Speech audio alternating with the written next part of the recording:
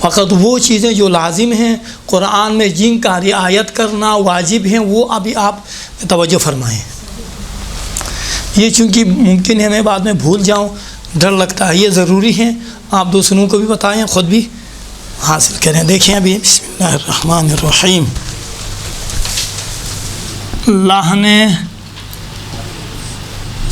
جلی، بڑی غلطیاں، لحن خفی،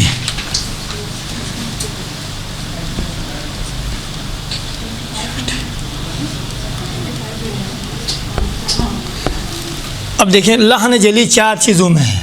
بڑی غلطیاں، لحن جلی،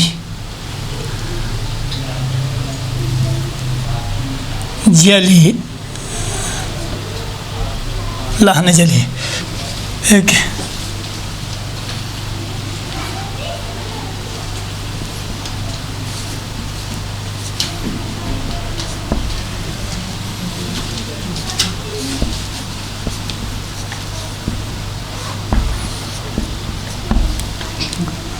حرف تبدیل، تبدیل حرف سے مراد کیا ہے؟ حرف کو تبدیل کرنے سے، حرف تبدیل کرنے، حرف کا اضافہ کرنے سے،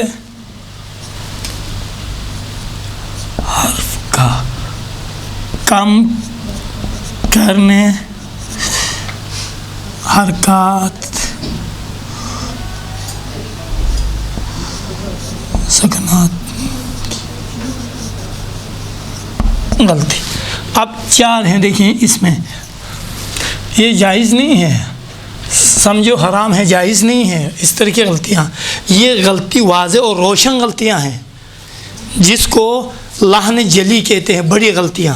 یہ چھوٹی غلطیاں ہیں، اس میں تقریباً کراہت ہے، مکروہ ہیں. آپ جو ہے مکروہ آپ صحیح سے انجام دے دیں، اگر نہیں بھی دے نا نماز باطل نہیں ہوتی ہے. اب توجہ فرمائیے، اب دقت سے. ابھی میں انشاءاللہ تفصیلاً آپ کی خدمت میں بتا دوں گا. یہ بڑی غلطیاں ہیں. پہلی غلطی تبدیل حرف، یعنی یہ تکرار ہے عبارت. دیکھیں تبدیل حرف میں یہ آپ بلکہ یہ لکھیں، یہ حرف کو تبدیل کرنے سے، حرف کو تبدیل کرنے سے معنی بدل جاتا ہے. مثلا اس کے لیے قل کے بدلے کل کہنا. قل هو اللہ احد کا معنی کیا ہے؟ کہہ دو خدا ایک ہے. اگر آپ نے قل کے بدلے میں کل کہا، کل کا معنی کیا ہے؟ کھاؤ، خدا ایک ہے. اب دیکھو کتنا معنی بدل جاتا ہے. یا مثلا دیکھیں ایک شعر ہیں، اردو میں بھی ہیں، شعراء کے بیانات میں دیکھیں،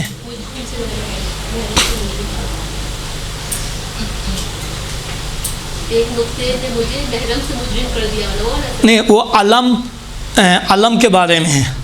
ہم بات اس طرح، ہم مشکلات میں تکلیفات میں بھی علم اٹھاتے ہیں. مثلا علم مشکلات اور تکلیفات کو کہتے ہیں. علم پرچم عباس.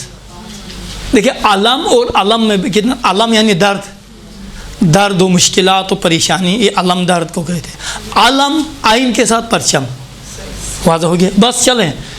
قل حرف کو تبدیل کرنے سے، اگر آپ نے قل هو اللہ کے بدلے میں کل هو اللہ پڑھا، غلط ہے. دوسرا یہ کہ حرف کا اضافہ کرنے سے بھی کیا ہوتا ہے؟ معنی تبدیل ہو جاتا ہے. جائز نہیں ہے، ایک حرف نہیں ہے اپنے طرف سے آپ اضافہ کریں. مثلا سورہ حمد میں نے پڑھایا بھی ہے الحمدللہ، دو ہے ہی نہیں ہے، واو آپ نے اپنے طرف سے اضافہ کر دیا. یا کا الف آپ نے اپنے طرف سے اضافہ. نستعین، نستعین نہیں ہے، نستعین ہے، آپ نے الف کو اپنے طرف سے اضافہ کر دیا، جس کی وجہ سے معنی بالکل بدل جاتا ہے. ہم نستعین یعنی ہم مدد طلب کرتے ہیں، جبکہ نستعین صیغہ ہی بگڑ جاتا ہے الف کا لانے سے. یہ واضح ہو گیا. حرف کا کم کرنے سے بھی معنی تبدیل ہو جاتا ہے. مثلا آمنو، آمنو یعنی معنی کیا ہے؟ یا ایھا الذین آمنو، آمنو آمنا آمنا آمنو مستقبل ماضی کا جمع کا صیغہ ہے، وہ افراد جنہوں نے ایمان لایا ہے، ماضی کا ہوگی. اما اگر آپ نے آمنو واو کو نہیں آمنو کہا، وہ آمنو سخطہ ہے یا نہیں ہے اس میں؟ یہاں آمنو، آمنو کا معنی کیا ہے؟ امن ہے. یہاں ایمان کا معنی ہے، یہاں امن ہے. یا اس کے علاوہ آپ دیکھیں حرف کا کم کرنے سے معنی بدل جاتا ہے. یا لم یلد ولم یولد ہے، آپ نے ولم یولد کہا، یہ جائز نہیں ہے. یہ واضح ہو گیا. یہ تین موارد ہو گئے. ہونے کے بعد چوتھا مورد حرکات و سکنات کی غلطی. بسا اوقات زیر زبر پیش کو اضافہ کرنے سے یہ حروف اضافہ ہو جاتے ہیں. آپ نے کیا کیا؟ زبر کو کھینچ لیا. مثلا الحمدو ہے، آپ نے الحمدو پڑھا، واو اضافہ ہوا یا نہیں ہوا؟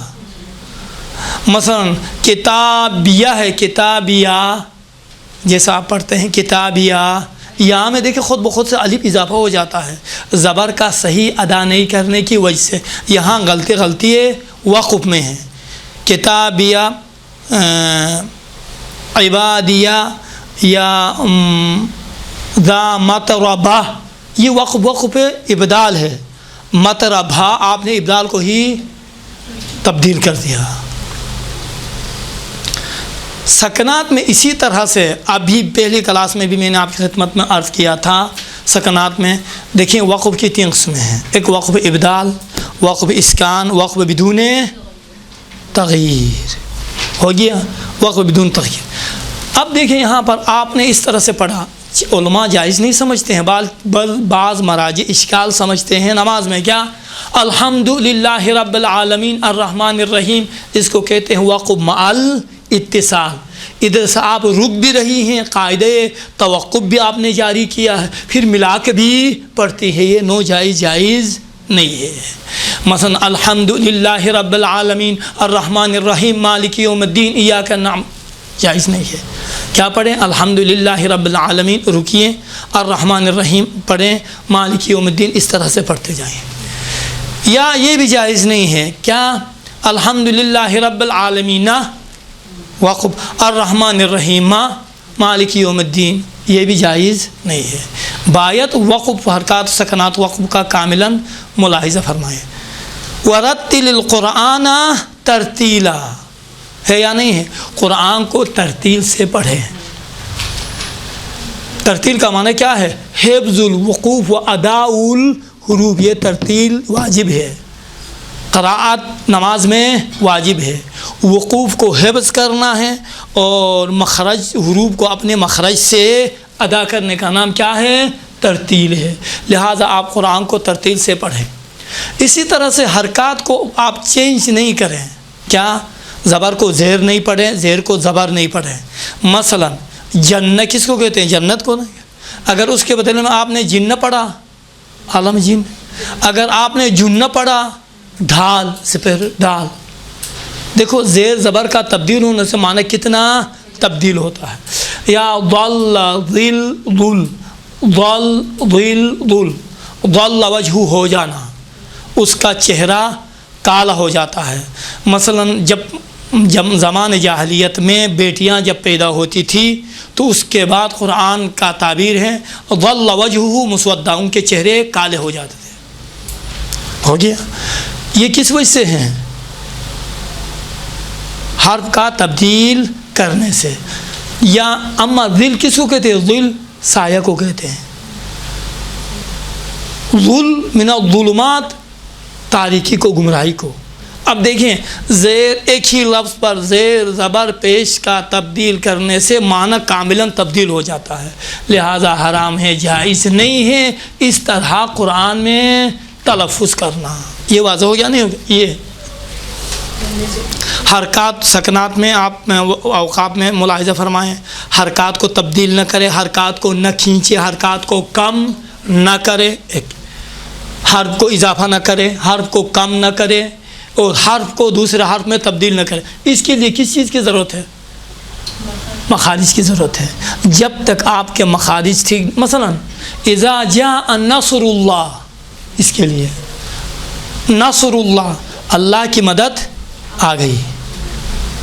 اگر نس سین کے ساتھ پڑھیں گے تو کیا ہوگا؟ ایک پرندے کا نام ہے، گیدڑ ہے، کیا ہے، اس طرح کا پرندہ ہے، یعنی پرندہ آ گیا.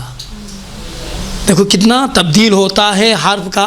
مثلا سواد کا سین پڑھنے سے، سین کا سواد پڑھنے سے کتنا تبدیل ہوتا ہے. اور ضربہ ضاد کے ساتھ بیان کرنا، مارنا.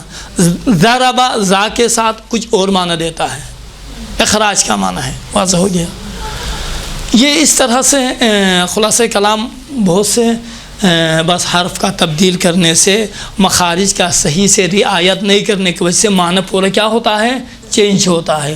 لہٰذا یہ نماز میں، قرآن میں ان کا رعایت کرنا ضروری ہے، واجب ہے، ضروری ہے.